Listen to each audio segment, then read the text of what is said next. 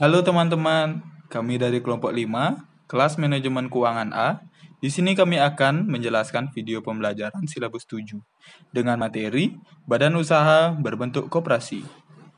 Adapun anggota kita, yang pertama saya sendiri, Inyoman Gede Jaya Ardinata, dan teman saya. Saya Jihan Apriliana. Saya Sylvia Deviana Agustin. Baik, materi pertama, masalah-masalah usaha dengan non-koperasi. Masalah yang dihadapi di dalam dunia usaha dan dialami oleh pengusaha menengah umumnya, dan golongan ekonomi lemah pada khususnya berkisar pada masalah permodalan, kemampuan dan keterampilan beroperasi serta manajemen, bentuk perusahaan dan terbatasnya pasaran. Permodalan dan pembiayaan usaha dapat diperoleh dari beberapa sumber antara lain. Yang pertama, modal sendiri dari pemilik saham atau pemilik perusahaan.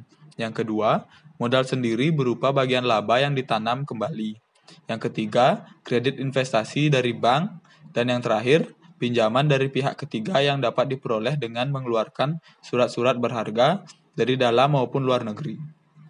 Keempat sumber tersebut memang dapat dimanfaatkan oleh dunia usaha untuk meningkatkan kegiatannya.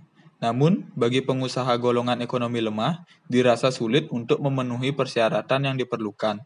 Hal ini disebabkan karena perusahaan golongan ekonomi lemah umumnya adalah perusahaan perorangan atau perusahaan tertutup. Selanjutnya, masalah kekurangan keahlian, keterampilan, dan pengalaman mengurus dan memimpin perusahaan. Pada umumnya, timbulnya masalah tersebut berhubungan dengan pemilikan perusahaan oleh perorangan atau kelompok keluarga, sehingga kemampuan mereka dalam mengelola perusahaannya sangat terbatas. Demikian juga keterampilan dalam teknik produksi, serta keahlian dalam memasarkan hasil produksinya sangat terbatas pula. Kelangsungan hidup perusahaan pada umumnya semata-mata berdasar pada pertimbangan-pertimbangan jangka pendek dan tradisional, serta hanya berdasar pengalaman-pengalaman yang ada. Letak masalahnya yang demikian ada pada struktur usaha yang pada dirinya mempunyai kelemahan di bidang permodalan dan keahlian manajemen dan teknis. Masalah pemasaran hasil produksi golongan ekonomi lemah berkisar pada hal-hal sebagai berikut. Terbatasnya pemasaran karena terbatasnya modal dan sarana. Kekurangan pengetahuan para pengusaha mengenai prospek pemasaran, pola konsumsi masyarakat dan pola ekspor, serta beratnya persaingan dari perusahaan-perusahaan besar dalam dan luar negeri. Selanjutnya, alasan menjadi anggota koperasi. Setiap orang memilih menjadi anggota koperasi karena didasari kebutuhan yang dapat diperoleh dari koperasi. Yang pertama dari segi ekonomi, kebutuhan fisiologis yang harus utama dipenuhi, misalnya makan dan minum. Dan sedangkan dari segi non-ekonomi adalah kebutuhan cinta kasih, penghargaan, keamanan, dan aktualisasi diri. Setiap anggota mengharapkan sesuatu manfaat dari koperasi, seperti yang pertama, keuntungan ekonomis, peningkatan skala usaha, pemasaran, pengadaan barang dan jasa, fasilitas kredit, simpanan anggota, dan pembagian hasil usaha. Yang kedua, keuntungan sosial, keuntungan berkelompok, pendidikan dan pelatihan, program sosial, dan lainnya. Baik, materi selanjutnya ada partisipasi anggota pada koperasi. Dasar pemanfaatan hasil-hasil dan pelayanan koperasi yang adil dapat juga dilihat sebagai suatu tatanan di dalam menanamkan partisipasi yang baik dari anggota sesuai kebutuhan yang dirasakan. Dipandang dari kenyataan bahwa untuk mempertahankan diri, pengembangan dan pertumbuhan suatu koperasi tergantung pada kualitas dan partisipasi anggota-anggotanya. Oleh karena itu, para anggota harus memiliki pemahaman yang jelas mengenai visi dari organisasi, misi, tujuan umum, sasaran, kemampuan untuk menguji kenyataan dalam memecahkan permasalahan dan perubahan-perubahan lingkungan. Partisipasi dalam koperasi ditujukan pula untuk menempatkan para anggota menjadi subjek dari pengembangan koperasi. Anggota menjadi subjek dari pengembangan koperasi, anggota harus terlibat di dalam setiap langkah proses pengembangan koperasi dari tingkat penetapan tujuan, sasaran atau penyusunan strategi, serta pelaksanaan untuk merealisasikan dan pengendalian sosial sesuai kepentingan anggota. Partisipasi sebagaimana telah dipertimbangkan hendaklah memasukkan rasa memiliki dan rasa bertanggung jawab dengan tekanan tertentu pada pentingnya pendapat bersama yang dihasilkan oleh para anggota. Selanjutnya ada faktor-faktor positif yang mempengaruhi partisipasi anggota. Berdasarkan pengalaman di Indonesia, dikemukakan bahwa beberapa koperasi yang berhasil dalam mempertahankan partisipasi anggota dimunculkan oleh faktor-faktor yang mempengaruhi keberhasilan tersebut. Yang pertama ada perasaan kelompok yang kuat, yang kedua latihan berkesinambungan bagi calon anggota dan anggota, yang ketiga kunjungan-kunjungan lapangan dari para penggerak koperasi yang berkesinambungan, dialog informal dengan anggota setempat. Yang keempat, para anggota dan pengurus melaksanakan rapat-rapat dengan berhasil baik, membuat kartu anggota dan pembukuan yang benar, menerbitkan laporan keuangan bulanan. Yang kelima, menanamkan dan mempertahankan sikap-sikap mental yang baru atau kebiasaan-kebiasaan yang berhubungan dengan aneka simpanan pemberian pinjaman dan aspek-aspek lain untuk bekerja sama dalam koperasi. Yang keenam, para anggota membuat rencana koperasi. Yang ketujuh, penerbitan publikasi yang teratur disebarluaskan kepada para anggota koperasi.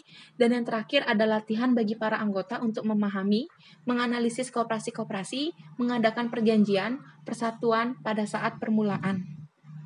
Adapun faktor-faktor negatif yang mempengaruhi partisipasi anggota, yang pertama, kurangnya anggota dan calon anggota, antara lain dalam bentuk latihan anggota dan calon anggota yang sesuai dengan kebutuhan dan aspirasi lokal. Yang kedua, feodalisme dan paternalisme dari para pengurus koperasi dalam hubungan dengan para anggota. Yang ketiga, kurangnya tindak lanjut yang konsisten dan pengamatan dari rencana-rencana organisasi yang telah disepakati bersama. Yang keempat, manipulasi yang dibuat oleh bermacam-macam individu menyebabkan timbulnya erosi rasa ikut serta memiliki dari para anggota terhadap koperasi mereka masing-masing. Yang kelima, kartu anggota tidak dibuat dengan baik menimbulkan ketidakjelasan transaksi antar anggota dengan koperasinya ataupun sebaliknya. Yang keenam, kurangnya manajemen yang teratur dan keterampilan manajerial dari pengurus koperasi. Yang ketujuh, kurangnya rencana pengembangan profesional untuk mengimbangi perkembangan dinamika kebutuhan para anggota. Yang kedelapan, kurangnya penyebaran informasi tentang penampilan koperasi seperti neraca, biaya, manfaat, dan laporan statistik yang lain. Yang kesembilan, pengalaman-pengalaman dan praktek-praktek koperasi yang buruk di masa lampau. Dan yang terakhir, ada ketidakcakapan para pengurus koperasi untuk menata pembukuan. Materi selanjutnya yaitu tujuan dan nilai perusahaan. Profesor William mendefinisikan tujuan perusahaan sebagai hasil terakhir yang dicari organisasi melalui eksistensi dan operasinya.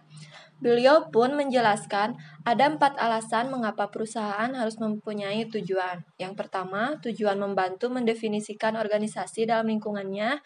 Yang kedua, tujuan membantu mengkoordinasi keputusan dan pengambilan keputusan. Yang ketiga, tujuan menyediakan norma untuk menilai pelaksanaan prestasi organisasi.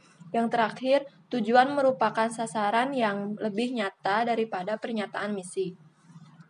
Dalam merumuskan tujuan perusahaan, perlu diperhatikan keseimbangan kepentingan dari berbagai pihak yang terlibat dalam perusahaan. Tujuan perusahaan tidak terbatas pada pemenuhan kepentingan manajemen seperti memaksimumkan keuntungan ataupun efisiensi, tetapi juga harus mempertimbangkan kepentingan pemilik, modal, pekerja, konsumen, pemasok atau supplier, lingkungan, masyarakat, dan pemerintah. Dalam banyak kasus perusahaan bisnis, tujuan umumnya dapat dikelompokkan menjadi 3, yaitu memaksimumkan keuntungan atau segala sesuatu kegiatan yang dilakukan untuk mencapai pemaksimuman keuntungan. Yang kedua, memaksimumkan nilai perusahaan. Maksudnya yaitu membuat kualitas perusahaan bernilai tinggi dan mencapai tingkat maksimal, yaitu dari nilai perusahaan itu sendiri. Yang terakhir, meminimumkan biaya. Segala sesuatu yang dilakukan agar hasil maksimal dan keuntungan besar, kita harus meminimalkan segala biaya agar mendapatkan sesuatu yang terbaik. Tujuan dan nilai perusahaan. Tujuan koperasi sebagai perusahaan atau badan usaha tidaklah semata-mata hanya pada orientasi laba, melainkan juga pada orientasi manfaat. Karena itu, dalam banyak kasus koperasi, manajemen koperasi tidak mengejar keuntungan sebagai tujuan perusahaan, karena mereka bekerja didasari dengan pelayanan.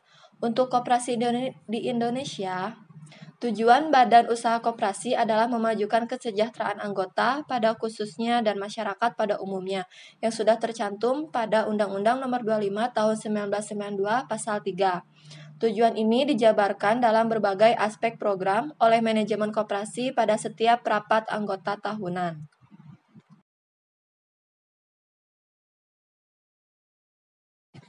Baik, sekian video pembelajaran dari kelompok kami. Apabila ada salah kata maupun kekurangan, kami mohon maaf. Dan jangan lupa like, komen, share, dan subscribe channel ini. Sampai jumpa di video pembelajaran selanjutnya. Terima kasih.